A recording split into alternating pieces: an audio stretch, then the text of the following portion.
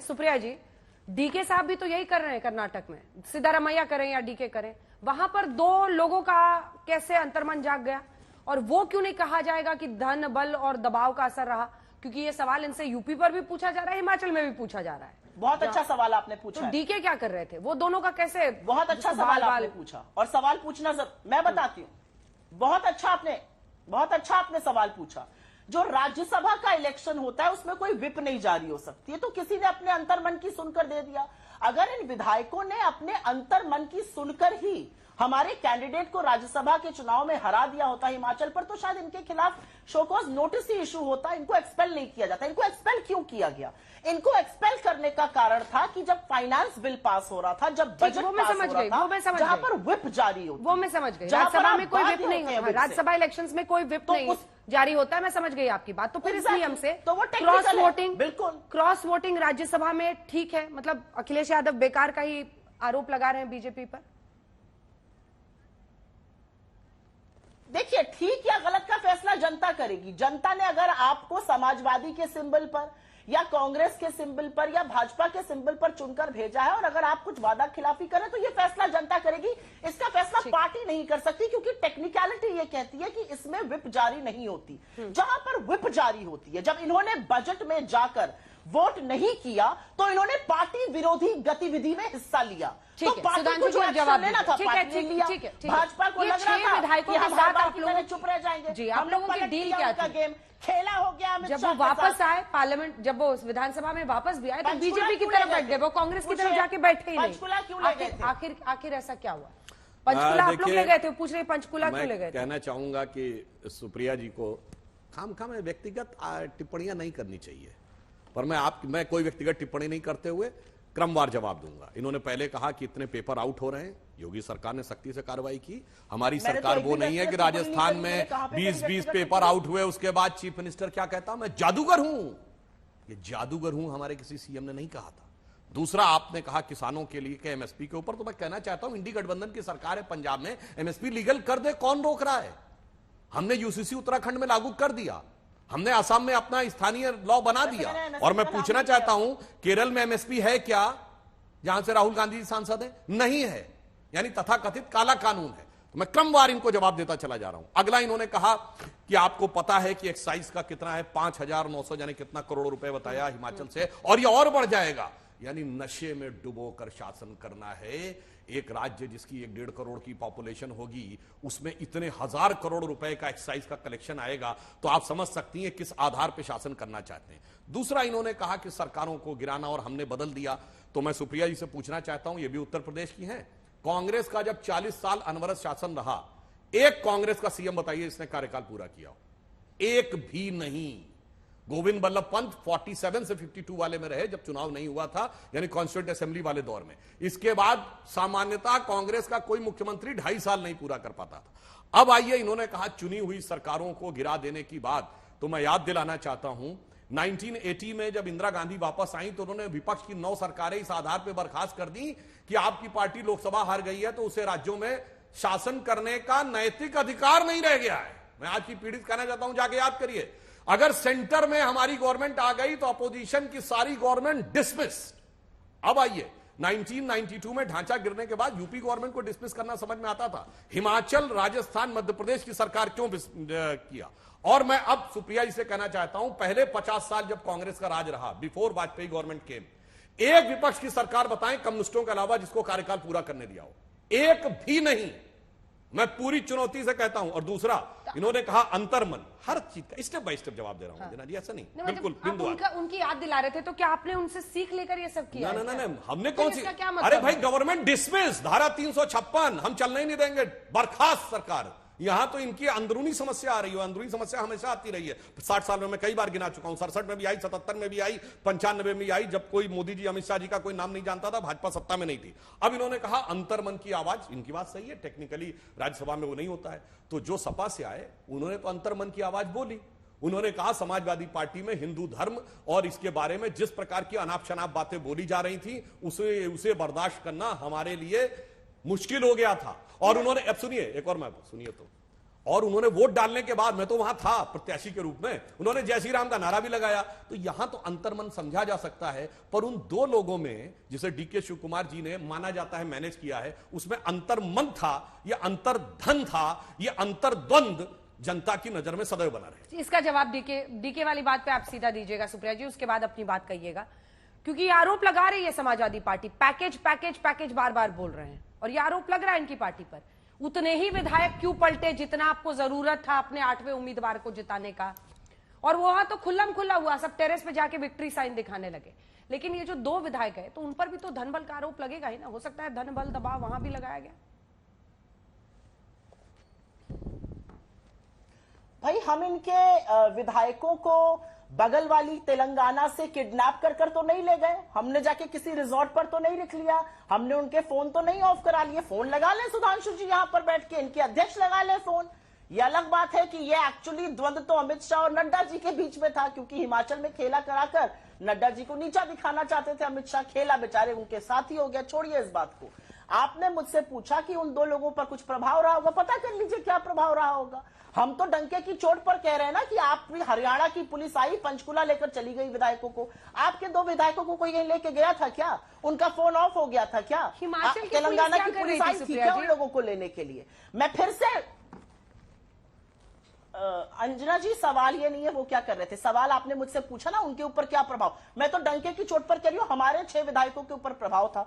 ये कहेंगे उनके ऊपर प्रभाव था तो पता करा लीजिए। मैं तो कह रही हूं कि प्रलोभन भी था और प्रभाव और दबाव भी था। एक बात अंजना जी दोबारा से कहना चाहती हूं, अरे उत्तर प्रदेश से चुनकर आए हैं, उन 50 लाख लड़कों पर कुछ तो बोल दीजिए जिनकी परीक्षा कैंसिल हो गई, जिससे पैसे ऐंठ लिए गाजर मूली की तरह बेचारे, जो ट्रेनों और बसों में बस के गए थे पुलिस का इम्तिहान देने, जो 7 साल में पहली बार निकला था। उन 14 लाख लोगों पर कुछ तो कह दीजिए। आरो राजस्थान याद आ जाता है, इन बच्चों के आंसू नहीं याद आ रहे हैं।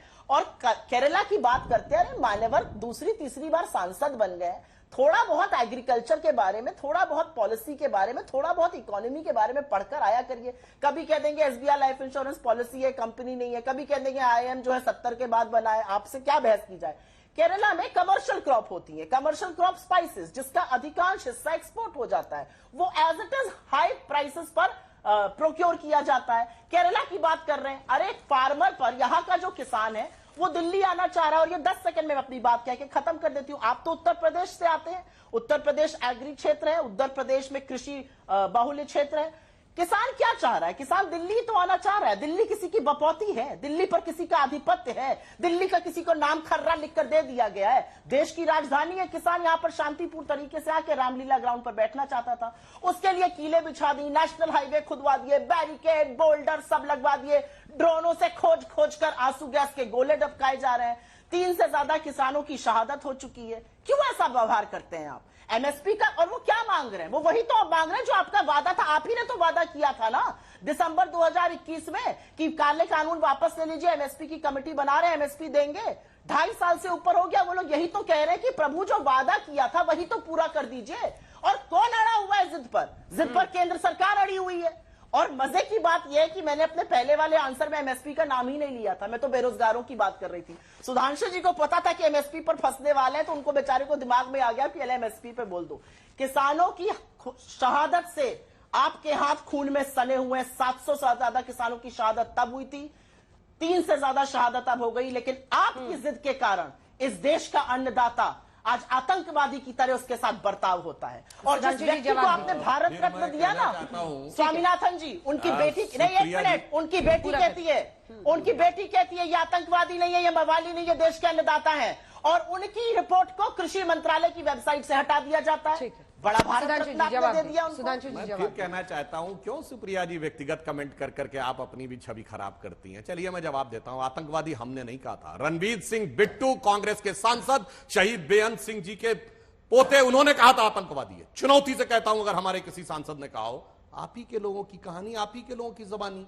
अब मैं आपको क्रमवार उत्तर देता हूं। आपने बहुत अच्छा बोला केरल के ऊपर, तो मैं कहना चाहता हूं आपने स्वीकार कर लिया कि ये जो कानून है ये पूरे देश पे इक्वली एप्लीकेबल नहीं है।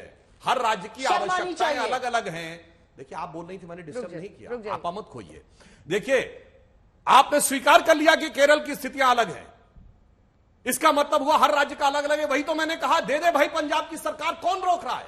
किसी भी चीज को अपराध घोषित करना वहां की सरकार के अधिकार में है, वो कर दे। और मैं कहना चाहता हूं अंजना जी, अगर इनको रत्ती भर भी भरोसा होता, 90 दिन तो रह गए सरकार बनने में, ये जाके किसानों से कहते कि तुम पीछे आ जाओ, 90 दिन बाद हमारी सरकार आने वाली, हम सब ठीक कर देंगे। पर इनको भी पता आएगा तो मोदी ही, इसीलिए सिर्फ राजनीति करनी है, ना अपने राज्य में देना है, ना उनको समझाना है कि तुम इधर आ जाओ। अब तीसरी बात बताता हूं, इन्होंने कहा राज्यसभा में, तो मैं बताना चाहता हूं उत्तर प्रदेश में जो राज्यसभा के चुनाव हुए, नॉर्मली 37 विधायकों पर एक सीट निकलती है, 36 विधायकों पर, क्योंकि 395 ने ही वोट किया था तो 36 पे एक सीट निकलनी थी। समाजवादी पार्टी ने जया बच्चन जी को 41 वोट अलॉट किए, 5 फालतू। रामजीलाल सुमन जी को 40 वोट अलॉट किए, यानी 4 फालतू, जबकि उनके पास ओवरऑल में आरएलडी के हटने के बाद 4 वोट कम थे। मतलब आपने तीसरे कैंडिडेट को तो वोट अलॉटमेंट के समय ही खत्म कर दिया था। मतलब अगर आपके यहां टूट फूट नहीं भी होती तो सेकंड वरीयता में भाजपा का प्रत्याशी निकल जाता। खुद ही कह रहे हैं टूट फूट, मतलब आपने तोड़ा था। अब सुनिए, तो अब इनके यहाँ टूटे कैसे, थोड़ा बताइए सर, आप ही का चुनाव था, कुछ तो समझाइए। उन्होंने तो कह दिया ना, हिंदू धर्म के खिलाफ अनाप शनाप बोलते थे, उन्हें बर्दाश्त नहीं हुआ। मुख्य सचेतक कैसे अब इनको भी रिजाइन कर देते हैं? देखिए, दोनों पार्टियों की कहानी। पिछले 2019 के लोकसभा चुनाव में श्री राहुल गांधी जी चुनाव हारने के बाद उत्तर प्रदेश छोड़े थे, कांग्रेस पार्टी के युवराज। अब आदरणीय सोनिया जी, राहुल गांधी जी की माता जी, यानी कांग्रेस की राजमाता जी, उन्होंने तो चुनाव का बिगुल बजने से पहले ही उत्तर प्रदेश छोड़ दिया और वो राजस्थान से राज्यसभा चली गई। तो यदि सर्वोच्च नेताओं को ही कॉन्फिडेंस नहीं था कि वो चुनाव जीत सकते हैं, यदि समाजवादी पार्टी को यह कॉन्फिडेंस नहीं था कि उनके जो 36 विधायक वो अलॉट करेंगे, वो उनको वोट करेंगे, वो जया बच्चन जी को बचाने के लिए 5 एक्स्ट्रा वोट दे रहे हैं, रामजीलाल सुमन को बचाने के लिए 4 एक्स्ट्रा वोट दे रहे हैं, तो भाई आपको अपनों पर यकीन नहीं है और आरोप दूसरों के ऊपर है। ये तो इन पार्टियों के किरदार से पूरी तरीके से साफ है। यानी अब बिल्कुल साफ हो गया है कि जो प्रधानमंत्री जी ने कहा है, 400 पार एनडीए, 370 पार भाजपा और 80 में 80 उत्तर प्रदेश में। एक सवाल आपसे पूछ रही हूं, भगवान राम के मंदिर में 22 जनवरी को प्राण प्रतिष्ठा, उस दिन ये 7 विधायक ठीक रह गए, तब उनका अंतर्मन जो है नहीं जागा। उसके बाद से आइए, जब वो उस पर बाकायदा एक रेजोल्यूशन लाया ना, उसमें भी उन्होंने एंटी वोट किया विधानसभा में, तब भी उनका अंतर्मन नहीं जागा। 7 विधायक जितना आपको चाहिए था, उन्हीं 7 विधायकों का राज्यसभा चुनाव के ही दिन अचानक से कैसे अंतर्मन? अच्छा, उसका भी जवाब देता हूं। देखिए, जो राम मंदिर की प्राण प्रतिष्ठा से जुड़ जाए उसको कांग्रेस वाले आंसू निकलवा देते हैं। विक्रमादित्य जी के साथ भी यही हुआ, समाजवादी पार्टी में हुआ। वहां तक तो एक पॉलिटिकल स्टैंड है कि जाना नहीं जाना। यह बयान कि हिंदू धर्म एक धोखा है, यह स्वामी प्रसाद मौर्य ने उसके बाद दिया है। प्राण प्रतिष्ठा के बाद स्वामी प्रसाद मौर्य ने कहा है कि मूर्ति उर्ति में कुछ नहीं होता है। तो ये सातों स्वामी प्रसाद मौर्य की वजह से कहना चाहता हूं, एक बात सैद्धांतिक है जो समझ में आती है, परंतु दूसरी तरफ की बात तो समझ ही में नहीं आती है। 5 विधायक काहे एक्स्ट्रा वोट दे दिए भाई, 4 काहे एक्स्ट्रा दे दिए? और राहुल गांधी जी, अगर आज भी अभी सुप्रिया जी से पूछा जाए, ये चेयरपर्सन भी हैं, कि राहुल गांधी जी लड़ेंगे या नहीं अमेठी से, तो मेरे विचार से ये कहा जाएगा कि ये उत्तर मतलब ये ठीक है, इनको अधिकार भी नहीं है, Congress working committee, election committee तय करेगी।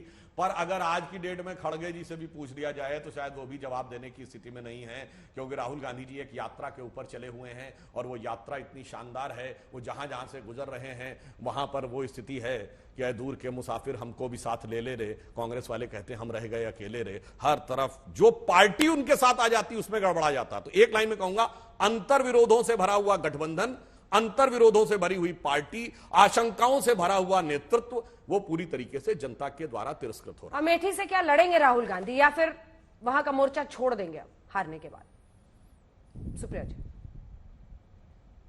नहीं, सवाल तो यह है कि 38 लोगों का भानुमति का कुनबा जोड़ा इन्होंने। पहले कहते थे एक अकेला, फिर जब इंडिया गठबंधन देखा दौड़े दौड़े गए, 38 लोगों को ले आई। ये अलग बात है कि उन 22 में से जिनके 0 सांसद है, कुछ ऐसी पार्टियां जिन्होंने आज तक चुनाव ही नहीं लड़ा। 38 लोगों का गठबंधन, भानुमति का कुनबा इन्होंने बनाया। इनकी एक भी सीट तय नहीं हुई है। हमने तो अपना गठबंधन यूपी में आम आदमी पार्टी के साथ 5 जगहों पर अनाउंस कर दिया, इस हफ्ते बाकी और गठबंधन अनाउंस हो जाएगा। अब ये अलग बात है कि ना इनको दिखता है ना मीडिया को वो दिख रहा है। ये नहीं दिख रहा कि इनके यहाँ कितना अंतर विरोध है, वो अलग चीज है, छोड़ दीजिए उन चीजों को। 400 पार 400 सीटों पर चुनाव लड़ रही है भारतीय जनता पार्टी। मैं तो ये पूछना चाहती हूँ, 400 सीटों पर चुनाव नहीं लड़ रहे, 400 पर। अरे 400 पर जवाब नहीं दिया 400 में कंफ्यूज हो गए। ये 420 का नहीं चुनाव है, ये लोकसभा का चुनाव है। पहले बोल लूं, जैसे उनको सुन रही थी, मुझे भी 2 मिनट सुनिए। ये 420 का चुनाव नहीं है, ये 400 का चुनाव नहीं है, ये लोकसभा का चुनाव है। और रामचंद्र जी पर तो आप लोग बात किया मत करिए।